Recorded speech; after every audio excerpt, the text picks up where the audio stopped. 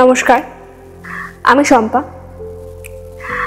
আজ আমি এমন একটি গল্প বা এমন একটি ঘটনা আপনাদের সামনে নিয়ে এসেছি যা শুনে মনে হতে পারে অবাস্তব, কিন্তু এটি অবাস্তব নয়। এটা আমার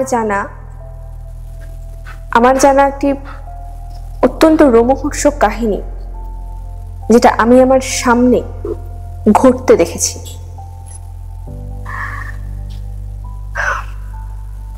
আমি একজন চাকুরিরতা মহিলা। সুমিত হলো আমার কলিগ, আমার অফিসেই চাকরি করে, কিন্তু শুধু কলিগ বললে ভুল হবে।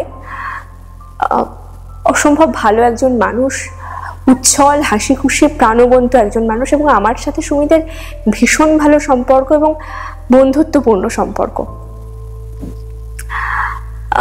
একদিন আমি অফিস ঢুকে হঠাৎ করে সুমিতের দিকে চোখ পড়তেই তাকিয়ে দেখলাম সুমিত কিরকম স্থির দৃষ্টিতে কম্পিউটারের স্ক্রিনের দিকে তাকিয়ে আছে। আমি একটু অবাক হয়ে গেলাম যে মানুষটি এত প্রাণবন্ত, এত উচ্ছল, সেরকম অবাক হয়ে স্ক্রিনের দিকে তাকিয়ে কি ভাবছে, যেন কিছু একটা ভাবছিল মনে হলো দেখে আমার। আমি গেলাম, গিয়ে বললাম চলো এক কাপ চা খাই। তো হঠাৎ চমকে আমার দিকে তাকিয়ে তারপরে বললো হ্যাঁ চলো। তো আমরা চা খেতে গেলাম এবং আমি গল্প করতে করতে হঠাৎ জিজ্ঞেস করেই ফেললাম যে কি হলো, হঠাৎ এরকম বিমর্ষ কেন ওকে দেখাচ্ছে। ও প্রথমে একটুখানি ইতস্ততই করছিল বলতে যে কি সমস্যা ওর লাইফে, কিন্তু একটু জোরাজুরিতে আলটিমেটলি বলেই ফেললো। এবং ওর কথাগুলো শুনতে শুনতে আমি স্তম্ভিত হয়ে গেছিলাম। এমন ঘটনাও ঘটতে পারে আমার জীবনে তো এটা প্রথম, মানে এইরকম ঘটনা ঘটতে পারে আমি ভাবতেও পারিনি কখনো।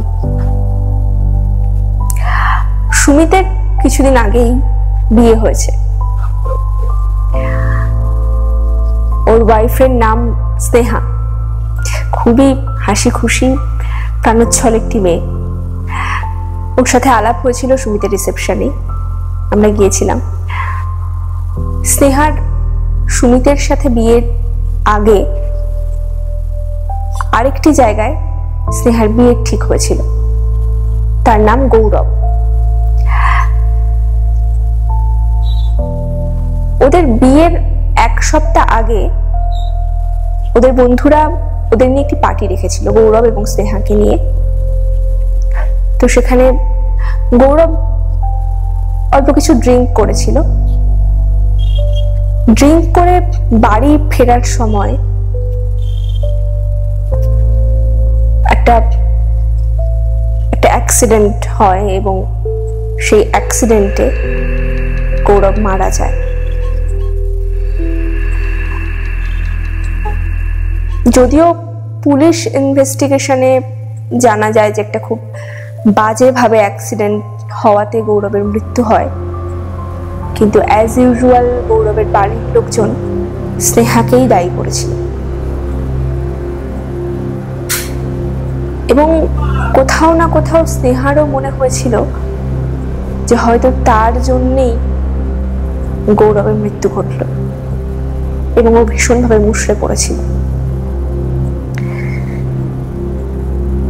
এরপর বেশ কয়েকটা বছর পেরিয়ে যায়।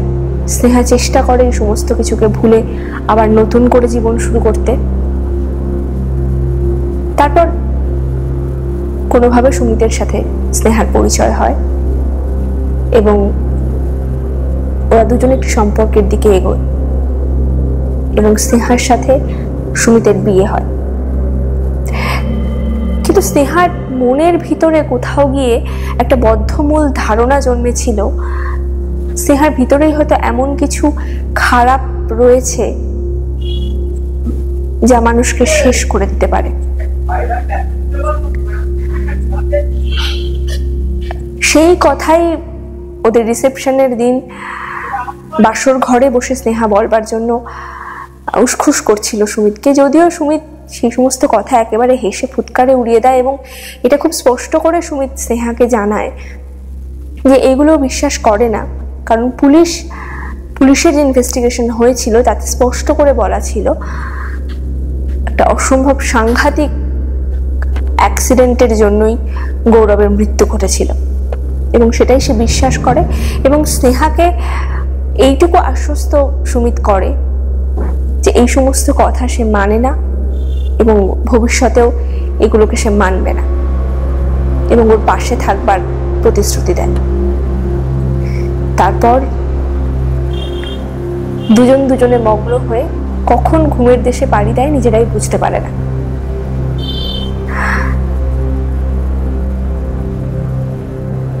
সেই দিন রাতে ওরা দুজন ঘুমিয়ে পড়লে অনেক গভীর রাতে হঠাৎ করেই স্নেহার ঘুম ভেঙে যায় এবং অসম্ভব শীত করতে লাগে স্নেহার,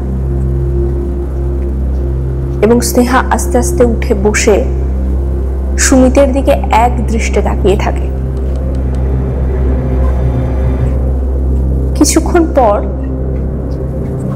বেশ কিছুক্ষণ পর আস্তে আস্তে বিছানা থেকে নেবে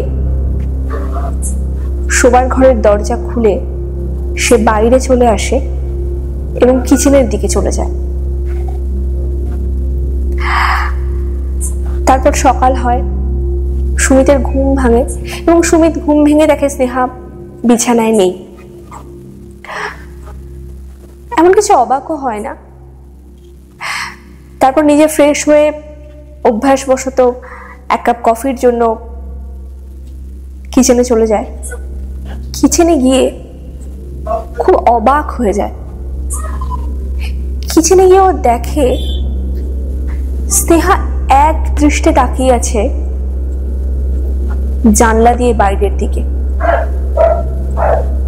এবং স্নেহা যখন বুঝতে পারে যে সুমিত কিচেনে ঢুকছে, ফিরে ওর দিকে এমন এমন হিংশীতল দৃষ্টিতে তাকায়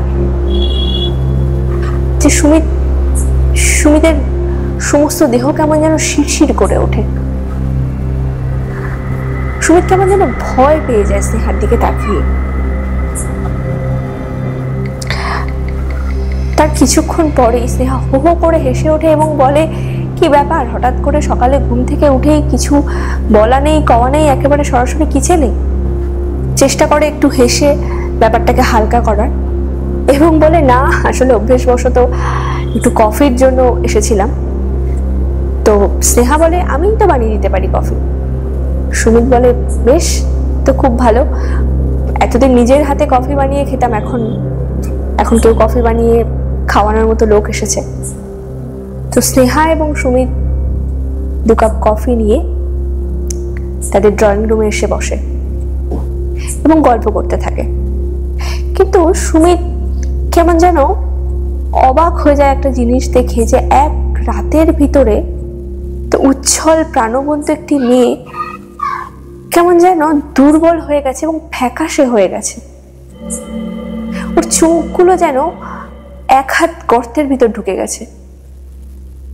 বুঝতে পারে না আসল ব্যাপারটা কি। বেশ ঘন্টা 2 পর সুমিতের দেখভাল করতেন যে ভদ্রলোক নন্দদা হঠাৎ চিৎকার করে হাউমাউ করে কাঁদতে কাঁদতে এসে সুমিতকে ডাকতে থাকে দাদাবাবু বলে। সুমিত অবাক হয়ে যায়। নন্দদা এসে সুমিতকে বলে, দাদাবাবু মিনি। সুমিত বলে, হ্যাঁ মিনির কি হয়েছে? মিনি একটি বিড়াল, যে সুমিতের পোষ্য বলা চলে এক প্রকার। সে সুমিতের আশেপাশে সারাক্ষণ ঘুরতে থাকে এবং সুমিত তখন নোটিস করে যে সুমিতের সকাল থেকে সে বিড়ালটাকে কোথাও দেখেনি, এবং নন্দদাকে জিজ্ঞেস করে, হ্যাঁ সত্যি তো, সকাল থেকে মিনিকে দেখতে পাচ্ছি না, কোথায় গেল মিনি?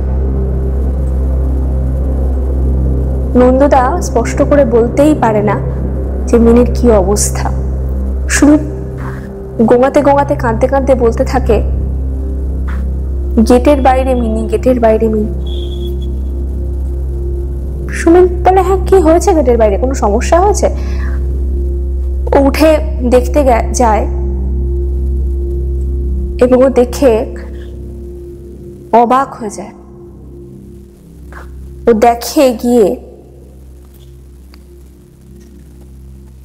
মিনির মুখটা কেউ যেন ইট বা পাথর জাতীয় কিছু দিয়ে থেতলে দিয়েছে একেবারে, এবং ঘাড়টা মটকে দিয়েছে, এবং সেখান থেকে চাপ চাপ রক্ত বেরিয়ে চারিদিকটা রক্তের জমাট বেঁধে আছে। অবাক হয়েছে যে এইরকম ভাবে একটা বিড়ালকে।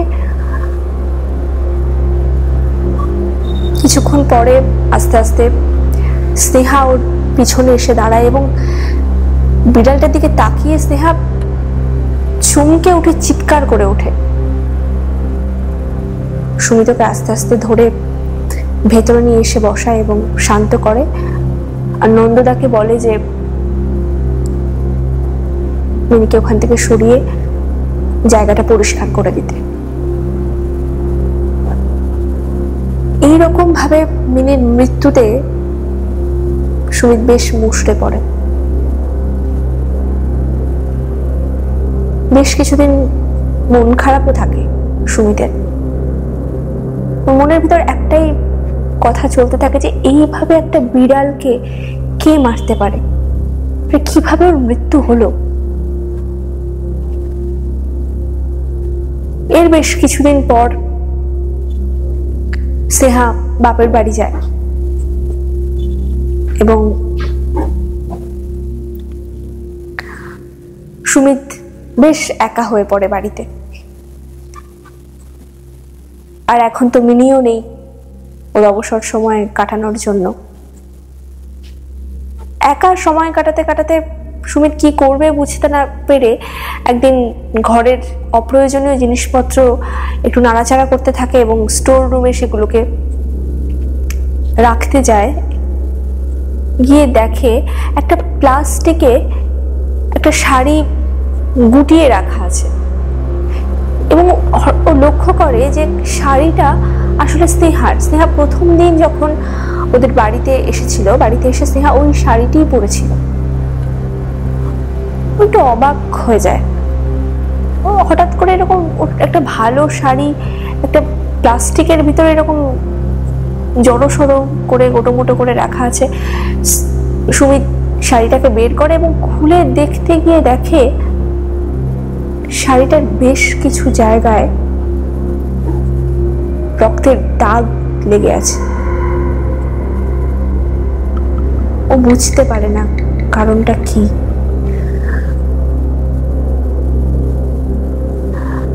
তারপর বিষয়টাকে হালকা ভাবে নেওয়ার চেষ্টা করে এবং শাড়িটাকে ওয়াশিং মেশিনে দেয় পরিষ্কার করবার জন্য। এর মাঝখানে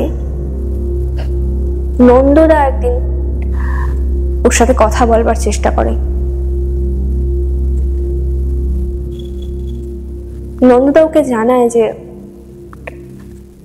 সুমিতের সাথে তার কিছু ব্যাপার নিয়ে আলোচনা করবার আছে। সুমিত বলে, হ্যাঁ বলো, কি ব্যাপার?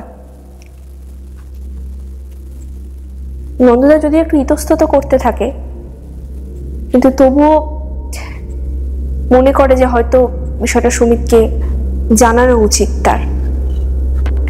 নন্দদার কাছ থেকে সুমিত যেটা জানতে পারে সেটা হলো ওদের রিসেপশনের দিন রাতে বৌমনি কিচেনের ভিতর দাঁড়িয়ে কিসব করছিল। ও মানে নন্দদা বৌমনিকে ডাকতে গিয়ে দেখে হঠাৎ করেই বৌমনি যেন কেমন হিমশীতল দৃষ্টিতে এক টানা নন্দদার দিকে তাকিয়েছিল। নন্দদা একটু ভয় পেয়েই নিজের ঘরে ঢুকে গিয়েছিল। এর কিছুদিন পর গভীর রাতে মেন গেট খোলার শব্দ পায় এবং উঠে এসে দেখে বৌমনি গেট খুলে বাইরে বেরিয়ে যাচ্ছে এবং বাড়ির সামনের পাঁচিলে উঠে বসছে। এইসব দেখার পর নন্দদা একটু ঘাবড়ে গিয়েছিল এবং ভয় পেয়ে গিয়েছিল। কি করবে বুঝতে পারছিল না। দাদাবাবুকে জানানো উচিত এটা ভেবেই সে সুমিতকে জানায়। সুমিত এই বিষয়গুলো জানবার পর একটু অবাকই হয়েছিল এবং চেষ্টা করেছিল বিষয়টাকে হালকাভাবে নেওয়ার। এক প্রকার হেসেই উড়িয়ে দিয়েছিল বিষয়টাকে।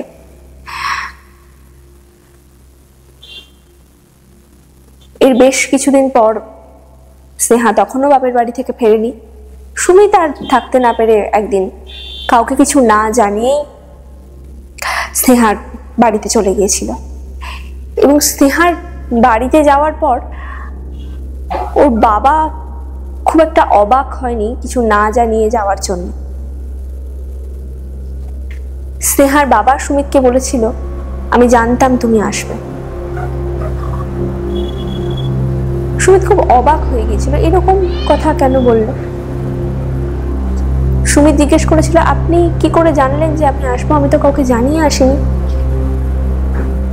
স্নেহার বাবা বলেছিল, আমি জানি তোমাকে আসতেই হতো এখানে, কারণ মেয়েটা তো আমার।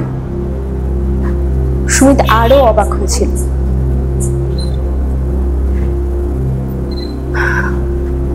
স্নেহার বাবা বললো, বসো। সুমিতকে বসতে বলে বললো, আমি কিছু কথা তোমাকে জানাতে চাই। সুমিত বসবার পর স্নেহার বাবা কিছু কথা ওকে বলেছিল। কথাগুলো ছিল, স্নেহার এক বান্ধবী নাম সুমি, যার সাথে স্নেহার খুবই ঘনিষ্ঠতা ছিল এবং সেটা কলেজ লাইফ থেকে। সুমি স্নেহাকে খুবই ভালোবাসতো এবং খুবই টেক কেয়ার করত। এর বেশ কিছুদিন পর সুমি তার একা থাকতে না পেরে কাউকে কিছু না জানিয়ে স্নেহার বাপের বাড়িতে চলে যায়। এবং স্নেহার বাপের বাড়িতে যাওয়ার পর ওকে যেটা সব থেকে বেশি অবাক করে,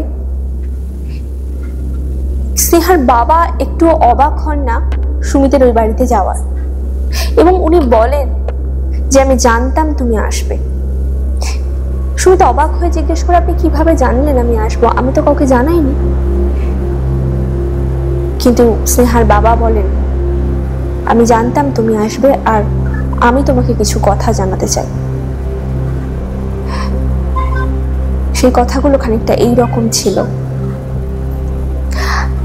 স্নেহার এক বান্ধবী ছিল, খুবই ঘনিষ্ঠ বান্ধবী, নাম সুমি। এবং সে সারাক্ষণই প্রায় স্নেহার সাথে সাথে থাকতো।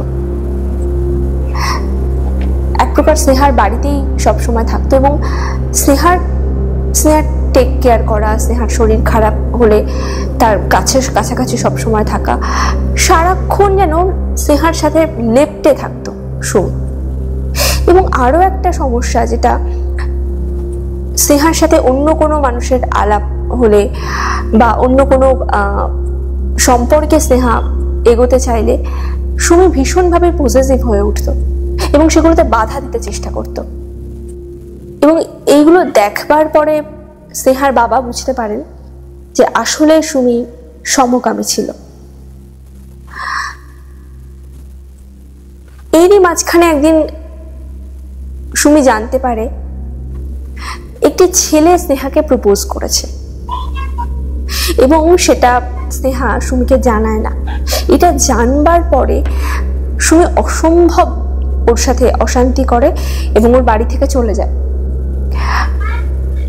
এবং এই সমস্ত এত অশান্তির মাঝখানে স্নেহা আবার অসুস্থ হয়ে পড়ে। তখন সুমি আবার ফিরে আসে এবং ব্যাপারটাকে আবার মিটিয়ে নেয়। এর কিছুদিন পরে সুমি একদিন অফিস যাওয়ার সময় খুব বাজেভাবে একটা অ্যাক্সিডেন্টে মারা যায়।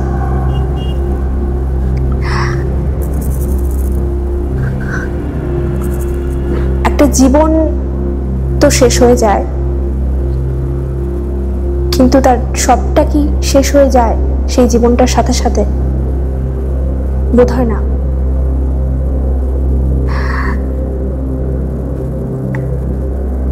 এইখানেই এই গল্পটার ট্র্যাজেডি আসলে। এরপর স্নেহা চেষ্টা করে বিষয়টা থেকে মুভ অন করতে। বেশ কিছু বছর কেটেও যায়। স্নেহার নতুন করে আরেকটি সম্পর্ক হয়, তার নাম গৌরব, যার সাথে স্নেহার বিয়ের কথাবার্তা হয় এবং বিয়ে অবধি গড়ায়। বিয়ের ডেট ঠিক হয়ে যায়, যেমনটা আগেই বললাম। গৌরবের মৃত্যু ঘটে তারপর বিয়ের 1 সপ্তাহ আগেই। যদিও সেই মৃত্যুটা ভীষণ অস্বাভাবিক, এই বেশ কিছুদিন পর একদিন গভীর রাতে সুমিত ভীষণ শীত অনুভব করে ঘুমের মধ্যে, এবং সে ঘুমের মধ্যে অনুভব করে যেন একজোড়া চোখ খুব সজাগ দৃষ্টিতে তার দিকে তাকিয়ে আছে। তার হঠাৎ করে ঘুম ভেঙে যায়। ঘুম ভেঙে চোখ খুলে দেখে স্নেহা তার দিকে এক দৃষ্টে তাকিয়ে আছে, এবং সেই এক দৃষ্টে তাকিয়ে থাকাটা রিসেপশনের পরদিন সকালে কিচেনে যেমন ভাবে তাকিয়েছিল ঠিক সেম ছিল, এবং সেই একই রকম ভাবে সুমিতের গা হাত পা ঠান্ডা হয়ে যায় এবং শিরশির করে ওঠে। সে উঠে বসে স্নেহার হাতটা ধরে নাড়িয়ে দেয়, এবং স্নেহা যেন একটা ঘোর ভেঙে ওঠে। ঘোর ভেঙে সে হো হো করে হেসে ওঠে। তারপর আবার ঘুমিয়েও পড়ে দুজনে। এরকম ভাবেই ওদের জীবন চলতে থাকে, এবং সুমিত বিষয়টাকে ভীষণ হালকা ভাবেই নেয়। এর বেশ কিছুদিন পর সুমিত আবারও একদিন রাতে হঠাৎ করেই ওর ঘুমটা ভেঙে যায়, এবং ঘুম ভেঙে বিছানার দিকে তাকিয়ে দেখে পাশে স্নেহা নেই। ও বেশ অবাক হয়ে যায়। ও ভাবে হয়তো বাথরুমে আছে, কিন্তু বেশ কিছুক্ষণ কেটে যায়, স্নেহা ফেরে না বাথরুম থেকে। ও তখন বাথরুমের দরজা খুলে দেখে ভেতরে স্নেহা নেই। ও তখন শোবার ঘরে দরজা খুলে বাইরে বেরিয়ে আসে এবং দেখে ড্রয়িং রুমে সোফায় স্নেহা কেমন যেন উদ্ভ্রান্ত দৃষ্টিতে আকাশের দিকে তাকিয়ে বসে আছে। এবং সুমিত যখন ওর সামনে যায় তখন স্নেহা ওকে বলে, আমি তোকে বারণ করছি, তুই ওর আশেপাশে আসবি না, আমি তোকে শেষ করে দেব। সুমিত বুঝতে পারে না যে স্নেহা এগুলো কি বলছে, কেনই বা বলছে। স্নেহাকে ও ধরে এবং স্নেহার যেন চমক ভাঙে। স্নেহাকে নিয়ে এসে ও শোবার ঘরে বসায়, জল খাওয়ায়, ঠান্ডা করে। এইভাবেই চলতে থাকে বেশ কিছুদিন। এরপর একদিন সুমিতের অফিস থেকে ফিরতে একটু লেট নাইট হয়। ও গেট দিয়ে বাড়ির ভিতরে ঢুকতে ঢুকতে দেখে নন্দদা কেমন যেন উদ্ভ্রান্তের মতো বাইরে বারান্দায় পায়চারি করছে, এবং সুমিতকে দেখেই কেমন যেন হাউমাউ করে কেঁদে ওঠে। হাউমাউ করে কাঁদতে কাঁদতে বলে, আমাকে ছেড়ে দাও দাদাবাবু, আমি এখানে থাকতে চাই না, আমার খুব ভয় করছে। সুমিত বুঝতে পারেন যে কেন এমন করছে। নন্দদাকে শান্ত করে ঘরে পাঠায় এবং শোবার ঘরে এসে দেখে স্নেহা কেমন যেন অস্থির হয়ে আছে। সুমিত বিষয়টাকে সেরকম ভাবে আমল দেয় না। ওরা রাতের খাবার দাবার সেরে ঘুমিয়ে পড়ে। সেই দিন রাতে আবার সুমিত হঠাৎ করে অনুভব করে স্নেহা যেন পাশে নেই। ঘুম ভেঙে তাকিয়ে দেখে সত্যি স্নেহা পাশে নেই। ও আবার দরজা খুলে বাইরে গিয়ে হঠাৎ করে দেখে পুরো বাড়িটাই কেমন যেন অসম্ভব ঠান্ডা হয়ে গিয়েছে এবং ওর শীত করতে থাকে। ও নন্দদাকে দু একবার ডাকে কিন্তু কোথাও কোনো আওয়াজ পায় না। কেমন যেন মনে হয় চারিপাশটা কেমন দুর্ভেদ্য অন্ধকার এবং খুব শান্ত একটা পরিবেশ। ওর কেমন গা ছমছম করতে থাকে। ও বার দুয়েক স্নেহা স্নেহা বলে ডাকে, স্নেহারও কোনো আওয়াজ পায় না, নন্দদারও কোনো আওয়াজ পায় না। ও কি করবে বুঝতে না পেরে নন্দদার ঘরের দিকে যেতে থাকে এবং নন্দদার ঘরের সামনে গিয়েই পায়ের তলায় একটা চটচটে পদার্থ, তরল পদার্থ অনুভব করে এবং ও যখন ও তাকিয়ে দেখে ও হতভম্ব হয়ে যায়। ও পায়ের দিকে তাকিয়ে দেখে ও পায়ের তলায় রক্ত।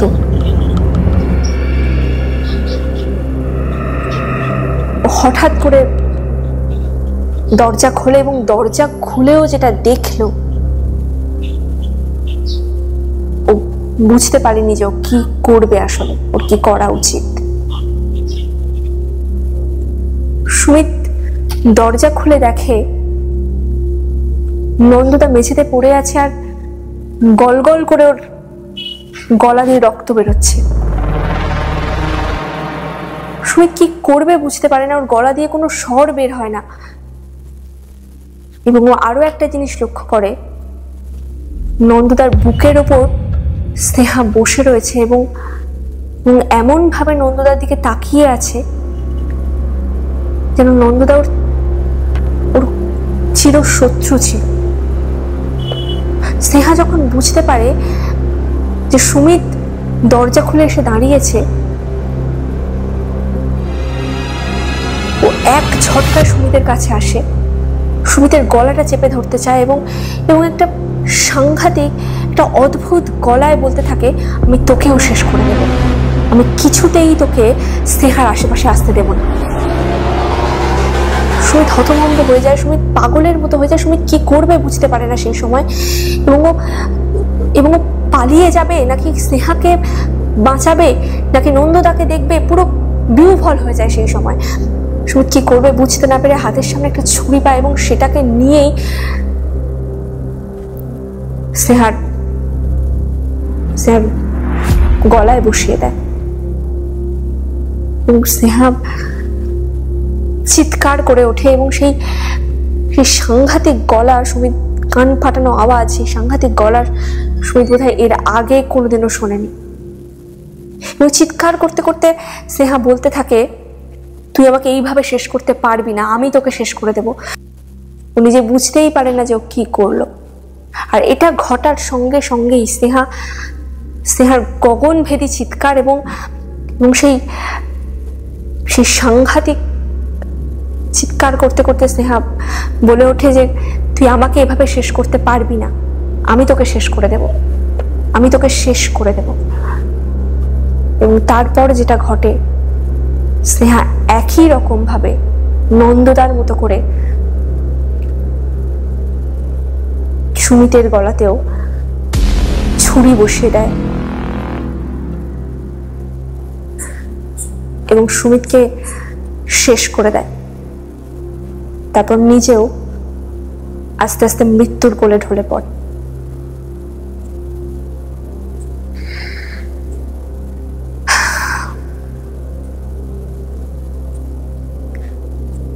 তারপর দিন সকালে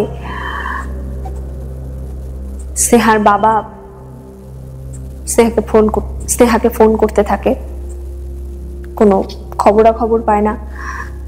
সারাদিন কেটে যায়, কোনো মেয়ের কোনো খবরাখবর পায় না। সুমিতকে ফোন করে, তার ফোনেও ফোন ঢোকে কিন্তু কেউ ফোন তোলে না। কি করবে বুঝতে না পেরে ওদের বাড়িতে চলে আসে এবং বাড়িতে এসে দেখে 3টি মৃতদেহ 3 জায়গায় পড়ে আছে বাড়িতে।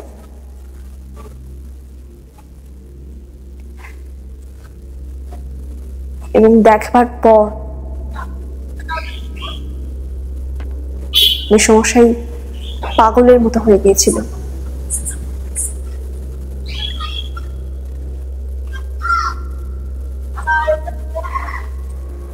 আমরা সবাই আমাদের অফিস থেকে জানতে পারি এই দুর্ঘটনার কথা, এবং গিয়ে আমি নিজের চোখে সেই দৃশ্য দেখেছি। সে দৃশ্য ভুলবার না।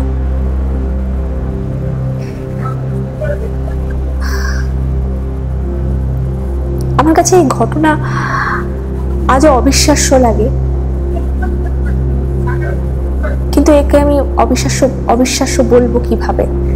এ তো অবিশ্বাস্য নয়, আমার সামনে ঘটেছে। আমার জানা ঘটনা, আমার শোনা, আমার জানা ঘটনা, এ আমার সামনে ঘটেছে।